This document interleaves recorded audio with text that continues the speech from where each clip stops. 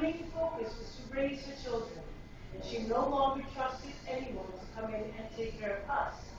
She told me when my sister and I were very small, for a while, she had someone who came in and took care of us. But she later found out the babysitter was drinking half of our milk and replacing it with water. That was the end of that. She decided to stay home with her children and give them 100% home. Mom became a permanent homebody. One day, my mom and I had to go to a public telephone booth to receive a phone call from my older sister Selma, who lives in London.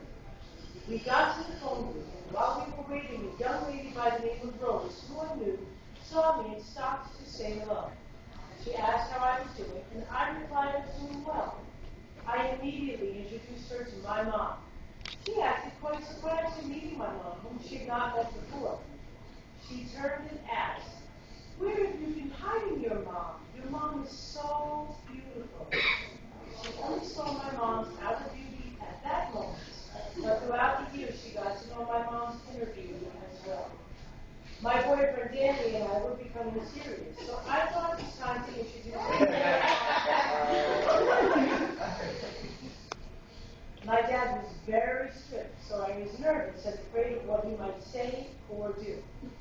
When Danny met my parents, he told them how he felt about me and informed them that he was going to marry me. My parents were pleased to hear that. They fell in love with him immediately. My dad took it very well indeed. I was relieved and happy.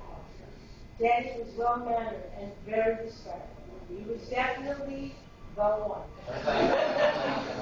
I still can't believe that Danny, at the age of 16, mustered the courage to speak with my parents.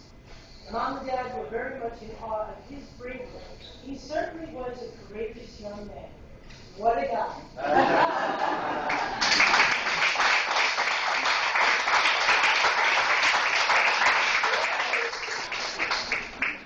Thank you so much, Harry. Up next, last but not least, well, actually, I'll be reading one also, so I'll go next, and then you can go last, okay? This one is excerpt 5 from chapter 8. One evening while I was sitting with my mom, we were talking, and for the first time, she looked me in the eyes and asked, "Allie, am I going to die?" I was speechless. I did not know how to answer her. I'm still not sure what I said to her. I know I did not tell her she was going to die. Mom did not want to die, even though she was in such pain. She wanted to live. The pain certainly did not stop from her wanting to carry on. She was not someone who gave up easily. Her tenacity was something I really admired. She really loved life. This memory will always bring tears to my eyes. More than anything else, I wanted my mom to live. I wanted her to live for a long time, pain or no pain. I was seriously looking forward to Mom returning home. Each day, hope for reality became dimmer and dimmer. Then I cried. I remembered seeing Mom cry for the first time. My Aunt Leela was visiting her at the nursing home, and they were discussing someone they both knew. Aunt Leela told Mom that this person had lost 2 of her children. Mom remembered the children and started crying. She could not believe that both children had died. This made me realize that Mom was not suffering from dementia or Alzheimer's like some of the doctors wrongly diagnosed. I remembered one young ER doctor told me that my mom did not have dementia. He said that she got confused at times due to her ammonia levels. He also told me that Mom did not need to continue taking the dementia medication, Aricept. So I agreed and stopped that immediately. Mom's memory was fine. She never forgot who I was. She remembered us all. The amazing thing was, she would tell me the names of nurses that I had forgotten.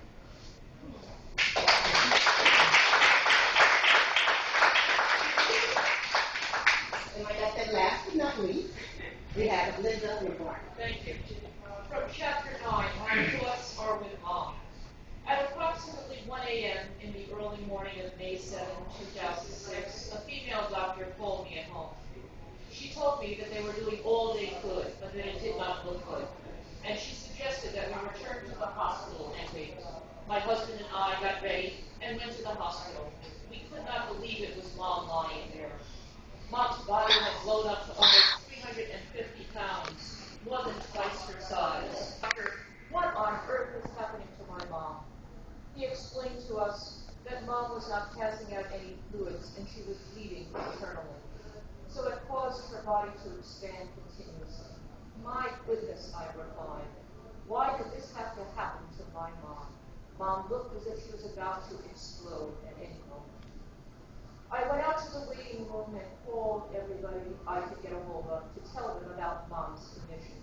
It did not look good at all. I was clearly about to lose my mom, yet I had no tears. I was always a crybaby, but at best, and certainly at this devastating moment of my life, I could not shed a tear. Instead, I became stronger, calmer, and more resilient. An unexplained survival mechanism kept in as I formed a sense of shock that allowed me to get through this terrible ordeal. At around 12 p.m. on May 7th, I saw a minister visiting a patient in the ICU. I watched as he and his assistant prayed for another patient.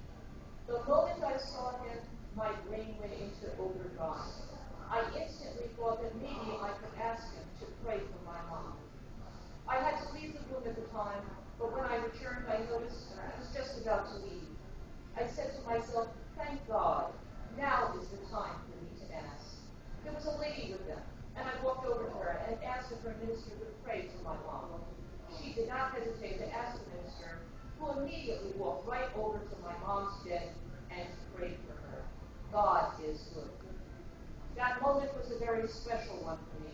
Deep down inside, I felt relieved and at peace. I knew right away that if or when Mom passed, she would most definitely be with the Lord. Everything happened for a reason. The minister showed up in just the right time and got the job done. The Lord was indeed present.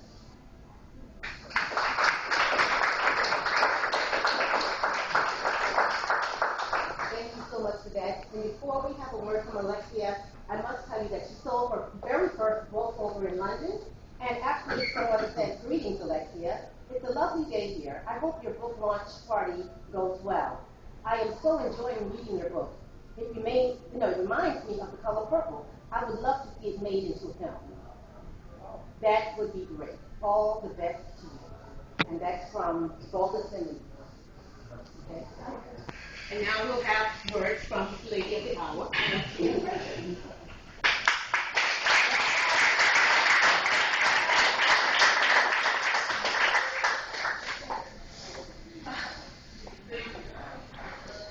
Thank you all for being here to celebrate with me.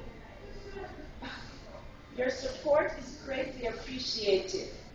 Most of all, I would like to thank my main encourager, God. I would like to thank Mr. Patrick Maitland, CEO and editor of StreetHype newspaper, for his amazing support in helping to make this happen. Mr. Maitland understood my needs and worked with me accordingly. He is now a permanent member of my team. Those of you who know me know what that means. Special thanks to Miss Diva for her help and encouragement. I would like to thank Mrs. Rhoda Myers for believing in me and for taking time to edit the first draft of my manuscript. I would like to thank Mr. Neil Brondo for his honesty and his time spent to edit the second draft of my manuscript. I would like to thank my editor, Mr. Grid McDonald. She was kind and willing to help me make writing Memories of Mom possible. I would like to thank Mr. Gregory Banks, my book layout designer, for his amazing patience in working with me and to finally capture the vision for the book cover. The cover illustrates Mom in the clouds looking down, lovingly and peacefully. Last but not least, thanks to my publicist PR for her outstanding creation of my press release letter and the distribution of my press kit to members of the media. After Mom's passing, I was driven to write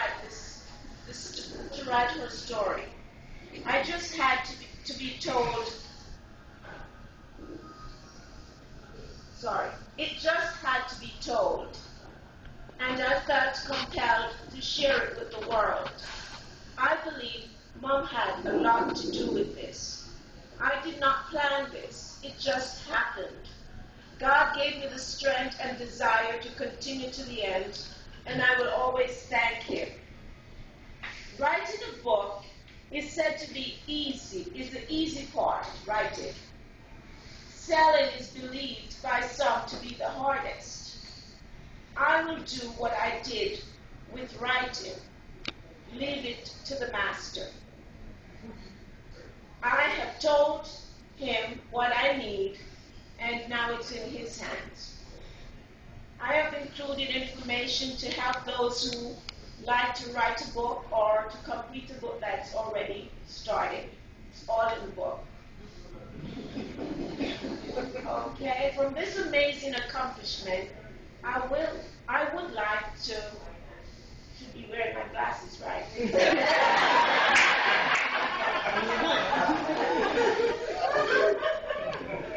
Okay, from this amazing accomplishment, I would like in the near future to start a foundation in Mom's honor. A foundation that will give to the elderly in some way. Example, as Mom's health deteriorated, she had to start wearing Depend undergarment. I would like to be able to supply Depend to the sick and elderly who needs them and cannot afford them, mainly in Jamaica. With God on my side and your loving support and recommendations, I am positive that this too can be achieved. Thank you all for listening, and once again, thank you all for coming.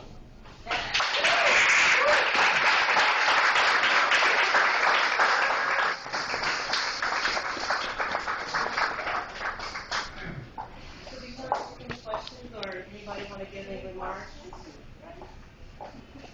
I'll leave the floor open if anyone have any questions for Ms. Frasier, or you want to just say. How soon did you start writing the book? Was it after your mother's death?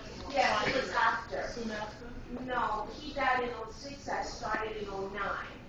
And I finished in June of this year, which is all in the book.